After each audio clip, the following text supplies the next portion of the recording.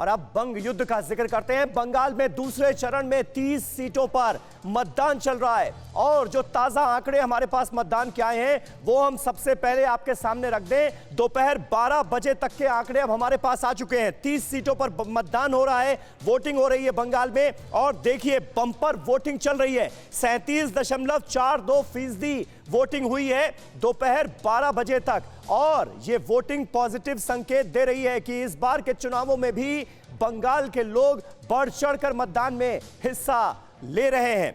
इसके अलावा आसाम में भी दूसरे चरण का मतदान हो रहा है। 39 सीटों पर आसाम में वोट डाले जा रहे हैं। यहां पर बंगाल के कंपैरिजन में थोड़ी धीमी रफ्तार है, लेकिन फिर भी अच्छे खासे लोग जो हैं वो अपने घरों से निकल रहे हैं। 27.45% मतदान हुआ है दोपहर 12 बजे तक। लेकिन सबकी नजरें हैं बंगाल पर और बंगाल में सबकी नजरें हैं नंदीग्राम पर। तो बंगाल के कुछ आंकड़े हमारे पास हैं, वो आपको दिखा दें। दूसरा चरण है पश्चिम बंगाल में चुनावों का। 2016 की 30 सीटों के नतीजे ये रहे आपकी टीवी स्क्रीन पर। टीएमसी के खाते में 21 सीटें गई थी, बीजेपी के खाते में उस वक्त 2016 में सिर्फ 1 सीट आई थी। कांग्रेस को 3 सीटें हासिल हुई थी, सीपीएम को 4 सीटें हासिल हुई थी, सीपीआई के खाते में 1 सीट गई थी। लेकिन 2016 से लेकर 2021 तक हुगली में बहुत पानी बह चुका है, बहुत सारे समीकरण धराशायी हो चुके हैं, क्योंकि बीच में आया 2019 का लोकसभा चुनाव जिसमें 18 सीटें बीजेपी को हासिल हुई और इस जीत ने हौसले बुलंद कर दिए बीजेपी के। यही वजह है कि बीजेपी और टीएमसी इस बार के चुनावों में आमने सामने है। दूसरे चरण की 30 विधानसभा सीटों का गणित अब हम आपको समझाने की कोशिश करते हैं और जिसका मैं जिक्र कर रहा था, लोकसभा चुनाव जो 2019 के थे, दूसरे चरण की इन विधानसभा सीटों पर उस वक्त क्या असर रहा था ये हम आपको दिखाते हैं। 12 सीटों पर आगे रही और 18 सीटों पर तृणमूल कांग्रेस को बढ़त मिली। ये 12 सीटें जो हैं ये बता रही हैं बीजेपी की बढ़त को और 1 लोकसभा सीट जीती भारतीय जनता पार्टी ने और वहीं तृणमूल कांग्रेस ने। इन सीटों के समीकरण पर अगर हम गौर करें तो 3 सांसद यहां से लोकसभा भेजे गए। तो कुल मिलाकर 2019 के जो नतीजे थे और जिस तरह से 18 सीटों पर पूरे बंगाल में कब्जा किया भारतीय जनता पार्टी ने, उसने बीजेपी के हौसले बुलंद कर दिए। शुभेंदु अधिकारी के काफिले के पीछे चल रहे मीडिया वालों पर हमला हुआ है, ये इस वक्त एक ताजा खबर हमारे पास आ रही है। नंदीग्राम में मीडिया कर्मियों पर पथराव हुआ है। शुभेंदु अधिकारी ने कहा है कि बंगाल में दरअसल जंगल राज चल रहा है।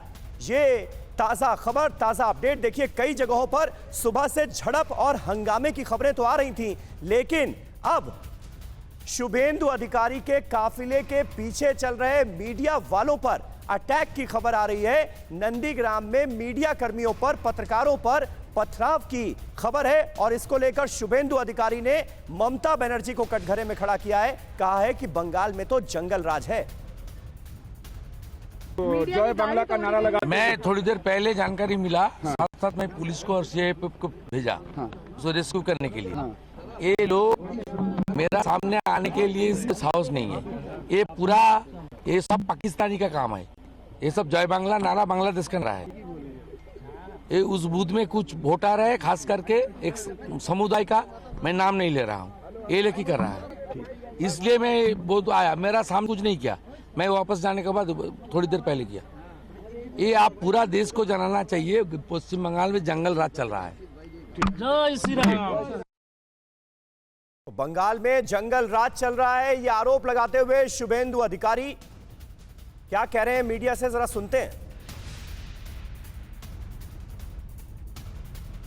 चलिए, तो शुभेंदु अधिकारी को हम सुन रहे थे और उन्होंने तीखा हमला बोला है, क्योंकि खबर ये आ रही है कि शुभेंदु अधिकारी के पीछे जो मीडिया की गाड़ियां चल रही थी, पत्रकारों का काफिला चल रहा था, उस पर अटैक हुआ है और शुभेंदु अधिकारी इसके लिए टीएमसी को जिम्मेदार ठहरा रहे हैं और कह रहे हैं कि जो गुंडा एलिमेंट्स हैं वो हावी होते हुए नजर आ रहे हैं। बंगाल में जंगल राज है, ये आरोप शुभेंदु अधिकारी की तरफ से टीएमसी पर लगाया गया है। ममता बनर्जी की सरकार को घेरने की ये शुभेंदु अधिकारी की कोशिश। अभिषेक उपाध्याय हमारे साथ मौजूद हैं और वहीं पर मौजूद हैं अभिषेक, इसलिए आप जरा तफसील से बताइए हुआ क्या है।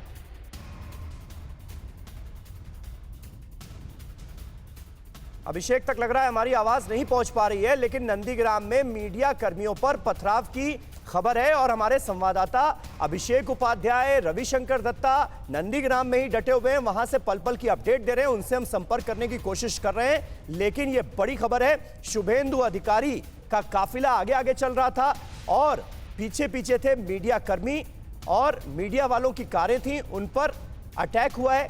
ये जानकारी, ये खबर इस वक्त नंदीग्राम से हमारे पास आ रही है और शुभेंदु अधिकारी को हमने सुना, शुभेंदु अधिकारी इसके लिए टीएमसी को जिम्मेदार ठहराते हुए नजर आ रहे हैं, ममता बनर्जी की सरकार पर हमला करते हुए नजर आ रहे हैं और कह रहे हैं कि बंगाल में जंगल राज आ गया है और इसकी वजह है ममता बनर्जी का 10 साल का शासन। तो कुल मिलाकर ये तमाम आरोप बीजेपी के नंदीग्राम के कैंडिडेट शुभेंदु अधिकारी लगाते हुए नजर आ रहे हैं। अब टीएमसी का क्या रिएक्शन आता है इस घटना के बाद, ये देखने वाली बात होगी, क्योंकि आमतौर पर देखा यह जाता है कि जब भी इस तरह की कोई घटना पेश आती है तो टीएमसी बीजेपी पर आरोप लगाती है, बीजेपी के नेता टीएमसी पर आरोप लगाते हैं।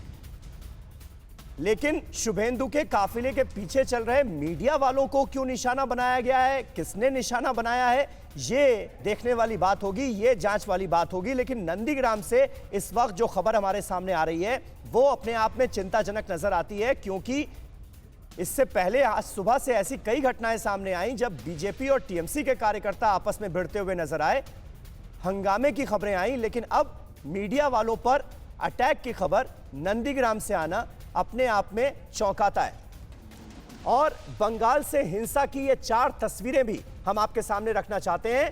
पहली तस्वीर जो आप देख रहे हैं ये पश्चिमी मिदनापुर की है, जहां टीएमसी कार्यकर्ता की हत्या हुई है, जिसके बाद खासा तनाव का माहौल है। दूसरी तस्वीर भी मिदनापुर के केशपुर से है, जहां बूथ नंबर 173 पर कुछ लोगों ने बीजेपी कार्यकर्ता की पिटाई कर दी। बीजेपी ने टीएमसी कार्यकर्ताओं पर हमले का आरोप लगाया। वहीं केशपुर में ही बीजेपी नेता तन्मय घोष की कार पर हमला हुआ, कार को पूरी तरह से तोड़ दिया गया। तस्वीरें आपके सामने आप देख सकते हैं। उधर डेबरा में बीजेपी के एक पोलिंग एजेंट की गिरफ्तारी के बाद रास्ता जाम कर दिया गया।